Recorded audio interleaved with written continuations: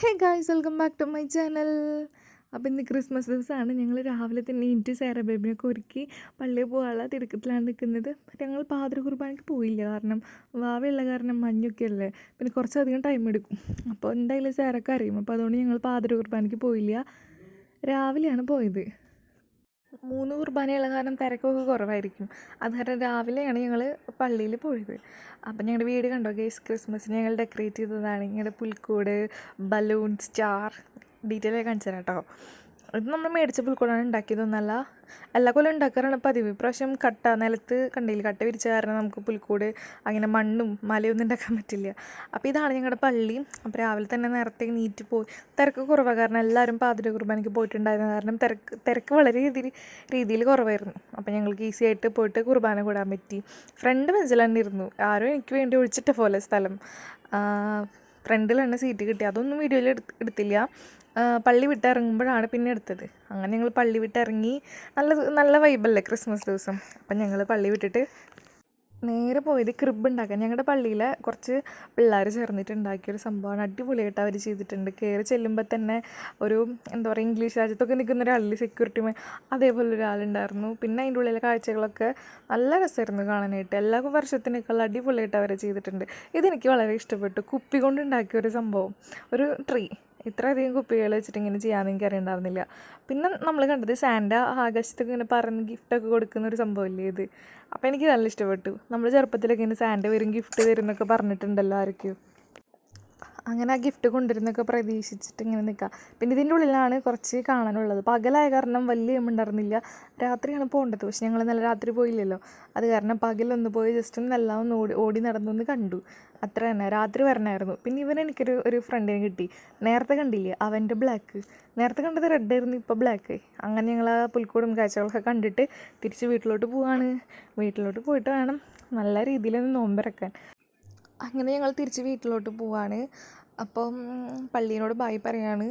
എന്നിട്ട് ഞങ്ങൾ നേരെ വീട്ടിലോട്ട് പോവാണ്. അപ്പം ഞാൻ ഉണ്ണീനെ അമ്മയുടെ കയ്യിൽ കൊടുത്ത് വിട്ടു. ഞാനും പാച്ചി മാത്രമേ. അപ്പം ഞങ്ങൾ രണ്ടുപേരും തിരിച്ച് വീട്ടിലോട്ട് പോവാണ്. ആ സമയത്താണ് ഞാൻ എൻ്റെ സ്കിന്നിൻ്റെ ഗ്ലോയും ഒന്ന് ശ്രദ്ധിച്ചത്. കാരണം പ്രഗ്നൻസിയുടെ ഡാർക്ക് അധികം ഉണ്ടായിരുന്നില്ല, ഇത്തിരി ഡാർക്കൊക്കെ പോയി കിട്ടി. പിന്നെ രാവിലെ വീട്ടിലെത്തിയ വശം തന്നെ ബ്രെഡും ബീഫ് കറിയും, ബീഫും കായിട്ട് വെച്ചത്. ഇവിടെ ആർക്കും വട്ടയപ്പം അത്ര ഇഷ്ടമല്ല എൻ്റെ വീട്ടിൽ. ആകെ അമ്മയ്ക്ക് മാത്രമേ ഇഷ്ടമുള്ളൂ, വേറെ ആരും കഴിക്കില്ല വട്ടയപ്പം. സാധാരണ വട്ടയപ്പം ബീഫാണ് വെക്കാറ്. ആർക്കും ഇഷ്ടമില്ലാത്ത കാരണം അത് വെച്ചില്ല. അത് കഴിഞ്ഞിട്ട് പിന്നത്തെ കലാപരിപാടികൾ ഉച്ചയ്ക്കിട്ടായിരുന്നു. ഫുഡ് മാത്രമുള്ളൂ ക്രിസ്മസ് ദിവസം. എല്ലാവരുടെ ഇലയിലും കുറേ സാധനങ്ങളുണ്ട്. എൻ്റെ ഇലയിൽ മാത്രം പോർക്കും സെർലാസും മാത്രമേ ഉള്ളൂ. ഇത് രണ്ടാണ് എൻ്റെ ഫേവറേറ്റ്. വേറെ എന്തുണ്ടെങ്കിലും ഞാൻ എടുക്കില്ല. എനിക്കത് 3-4 തരം ഇറച്ചിയും ചോറും കഴിക്കാൻ ഭയങ്കര പാടാണ്, മീൻകറിയൊക്കെ കൂട്ടിയിട്ട്. അപ്പോൾ എൻ്റെ കയ്യിൽ മാത്രമേ ഇതുള്ളൂ. പിന്നെ ഞങ്ങൾ കേക്ക് കട്ട് ചെയ്തത് ഹോട്ട് ഓവണിലത്തെ ബ്ലാക്ക് ഫോറസ്റ്റ് കേക്കാണ് കട്ട് ചെയ്തത് ക്രിസ്മസ് ആയിട്ട്. അപ്പം നമ്മൾ ഉച്ചയ്ക്കാണ് കട്ട് ചെയ്യുക, രാത്രി ഒന്നും ആരും കട്ട് ചെയ്യുന്നില്ല. ക്രിസ്മസിൻ്റെ അന്ന് ഉച്ചയ്ക്കാണ് നമ്മൾ കട്ട് ചെയ്യുക. അപ്പോൾ ബ്ലാക്ക് ഫോറസ്റ്റ് കേക്ക് കട്ട് ചെയ്തിട്ട് ഞങ്ങൾ ക്രിസ്മസ് ആഘോഷിച്ചു, ഫുഡും കഴിച്ചു. ഇടകളിലൊന്നും വീഡിയോ എടുക്കാൻ പറ്റില്ല, ഉണ്ണിയുള്ള കാരണം അങ്ങനെ എല്ലാം നമുക്ക് വീഡിയോ എടുക്കാൻ പറ്റില്ല. അവളുടെ ടൈമിംഗ് അനുസരിച്ച് വേണം എല്ലാതും എടുക്കാനായിട്ട്. അപ്പോൾ അങ്ങനെ എൻ്റെ പീസ് കിട്ടി. അപ്പം ഞാനത് കഴിക്കാൻ പോവാണ്. ഹോട്ട് ഓവണിലാണ് ഞാൻ കഴിച്ചിട്ടില്ല ഇതുവരെ. മാംഗോ ബേക്കേഴ്സ് നിന്ന് അങ്ങനെയൊക്കെ വാങ്ങാറ്. ഹോട്ട് ഓവണിൽ ആദ്യമായിട്ടാണ് വാങ്ങിച്ചത്.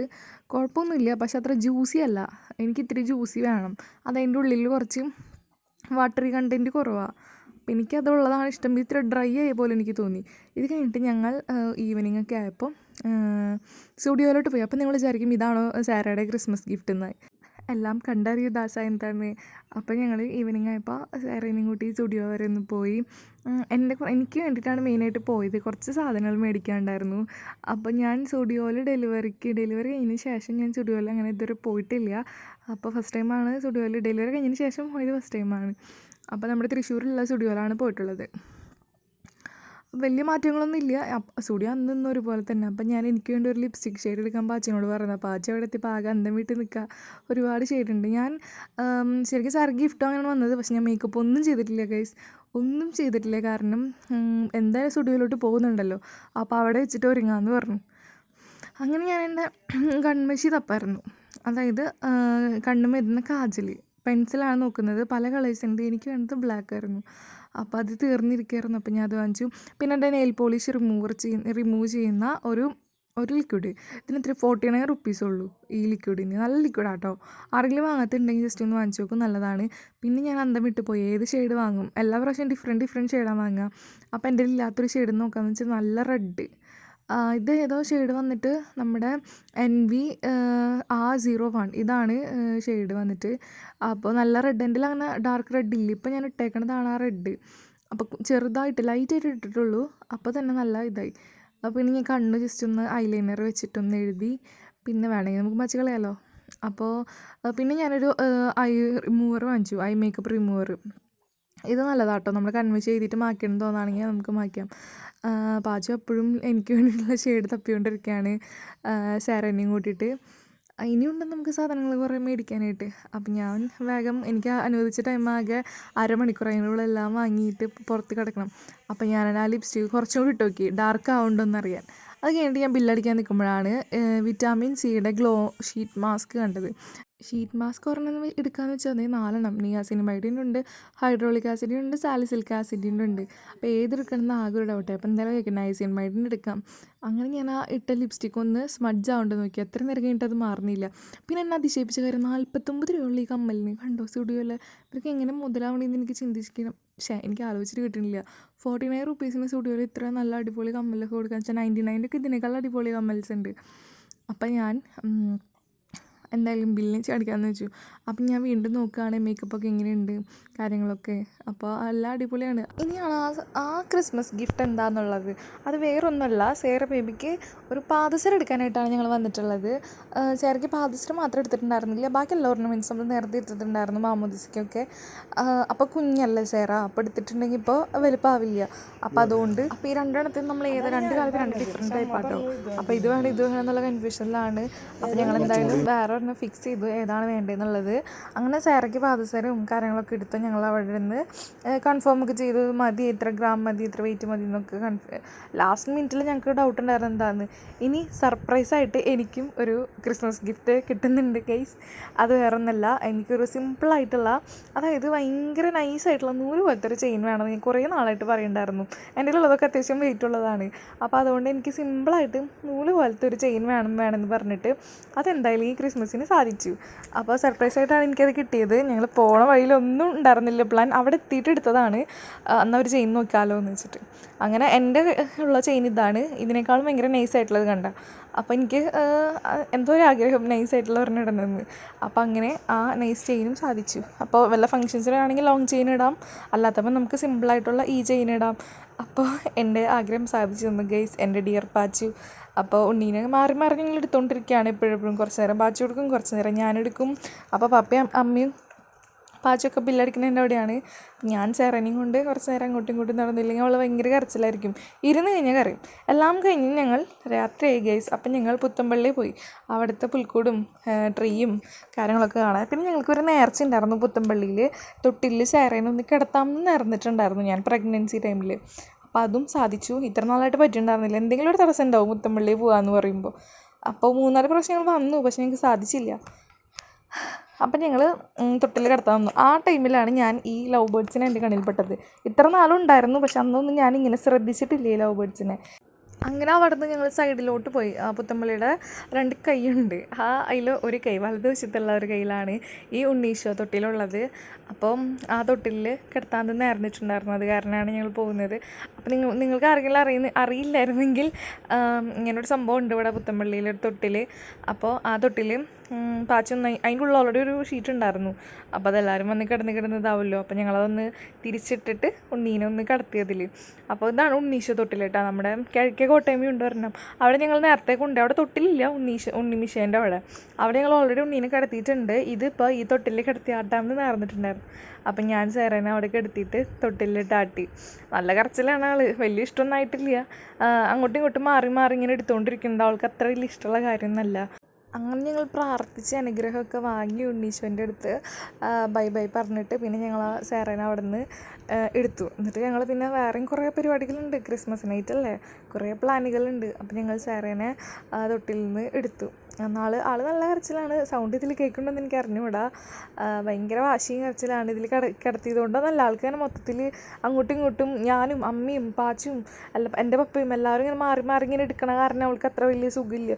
ഒരാൾ തന്നെ എടുക്കുകയാണെങ്കിൽ അവൾക്ക് കുഴപ്പമില്ല. പക്ഷെ നമുക്ക് എത്ര നേരം വെച്ചിട്ട് സേറേനെ എടുക്കാൻ പറ്റും? അപ്പം ഇങ്ങനെ മാറി മറിക്കും. പിന്നെ ഈ സംഭവങ്ങളൊക്കെ എന്തായാലും ബോൺനത്താലേക്ക് കാണാം. ഇത് കണ്ടോ, ഗ്ലാസിൻ്റെ പുൽക്കൂട് ഞാൻ ആദ്യമായിട്ട് കാണുന്നെങ്കിൽ ഫുൾ ഗ്ലാസ് ടൈപ്പ് പുൽക്കൂട്. ഇതാണ് നമ്മുടെ പുത്തമ്പള്ളിയിലെ പുൽക്കൂട്. ഉണ്ണീശും മാതാവും യൗസപിതാവൊക്കെ ആയിട്ട്. അപ്പോൾ എല്ലാ കൊല്ലം ഞങ്ങൾ വരാറുണ്ട്. എല്ലാ കൊല്ലം 24-ാം തീയതി വരാറ്. അതായത് ക്രിസ്മസിന് തലേദിവസമാണ് വരാറ്. ഈ കൊല്ലം 24-ാം തീയതി പോകാൻ പറ്റിയില്ല. അതുകൊണ്ട് ഞങ്ങൾ 25-ാം തീയതി ക്രിസ്മസിൻ്റെ അന്ന് വന്നു. അപ്പോൾ ഇതാണ് ഉണ്ണീശോ. അപ്പോൾ ഉണ്ണീശോനെ ഞാൻ തൊട്ടുമുത്തി. അപ്പോൾ സേറയ്ക്കും ഇതേപോലെ തന്നെ തൊട്ടും നമ്മൾ എന്ത് ചെയ്യണതൊക്കെ സേറയ്ക്കും ചെയ്യും. അപ്പോൾ സേറയ്ക്ക് വേണ്ടിയിട്ടും പ്രാർത്ഥിച്ചിട്ട് സേറേനെയും തൊട്ടുമുത്തി. അപ്പോൾ സേറ അവിടെ തുപ്പലും പതിപ്പിച്ചുകൊണ്ടിരിക്കുക. അത് കഴിഞ്ഞു അങ്ങനെ ഞങ്ങൾ പുത്തമ്പള്ളിയിൽ നിന്ന് ബൈ ബൈ പറഞ്ഞിട്ട് പിന്നെ നേരെ പോയത് ലത്തീൻപള്ളിക്ക്. ഇവിടെ നിങ്ങൾ ക്രിസ്മസിന് പോയില്ല എന്നുണ്ടെങ്കിൽ നിങ്ങൾക്ക് വളരെ വലിയൊരു നഷ്ടം ഉണ്ടാവും. കഴിഞ്ഞ കൊല്ലം തൊട്ടാണ് ഞങ്ങൾ ലത്തീൻപള്ളിയിലോട്ട് ക്രിസ്മസിന് പോയി തുടങ്ങിയിട്ടുള്ളത്. അവിടെ കഴിഞ്ഞ കൊല്ലത്തിനേക്കാൾ അടിപൊളിയായിട്ടുണ്ട് എന്തായാലും ഈ വർഷം. ആരെങ്കിലും ഇനി മിസ് ചെയ്തിട്ടുണ്ടെങ്കിൽ നെക്സ്റ്റ് ഇയർ എന്തായാലും പോവുക. കാരണം മനോഹരമായ രീതിയിലാണ് അവരത് ചെയ്തിട്ടുള്ളത്. അടിപൊളി എന്ന് പറഞ്ഞാൽ ഭയങ്കര അടിപൊളി. അതിൻ്റെ ഇടയിൽ ഞങ്ങൾ റീൽസ് എടുക്കാമെന്ന് വെച്ചു. ചെറുതായിട്ടൊന്ന് ഫ്ലോപ്പായി പോയിരുന്നത്. അത് കഴിഞ്ഞിട്ട് ഞങ്ങൾ കാഴ്ചകളുണ്ടെങ്കിൽ നടക്കുകയാണ്. നിങ്ങൾ ആരെങ്കിലും പോയിട്ടുണ്ടെങ്കിൽ ജസ്റ്റ് ഒന്ന് കമൻറ്റ് ചെയ്യുക. പോകാത്തവരൊക്കെ ഉണ്ടെങ്കിൽ അത് വളരെ രീതിയിൽ മിസ്സായിട്ടുള്ളതായിരുന്നു. കാരണം തൃശ്ശൂരിൽ എനിക്ക് തോന്നുന്നു വൺ ഓഫ് ദ ബെസ്റ്റ് പുൽക്കൂട് ഇവിടുത്തെയായിരുന്നു. സീനശ്ശേരി എക്സിബിഷന് പോയ പോലൊരു സംഭവമാണ്. ഞാനിപ്പോൾ എന്താ നോക്കണമെന്ന് വെച്ചാൽ അവിടെ ഫുൾ പച്ച ലൈറ്റാണ് ബാക്ക് ക്യാമറയിൽ. ഫ്രണ്ട് ക്യാമറ ഓൺ ആക്കുമ്പോൾ എനിക്കതിൽ പച്ച കാണുന്നില്ല. അതാണ് ഞാനിപ്പോൾ അന്തം വിട്ടിങ്ങനെ നോക്കി നിന്നത്.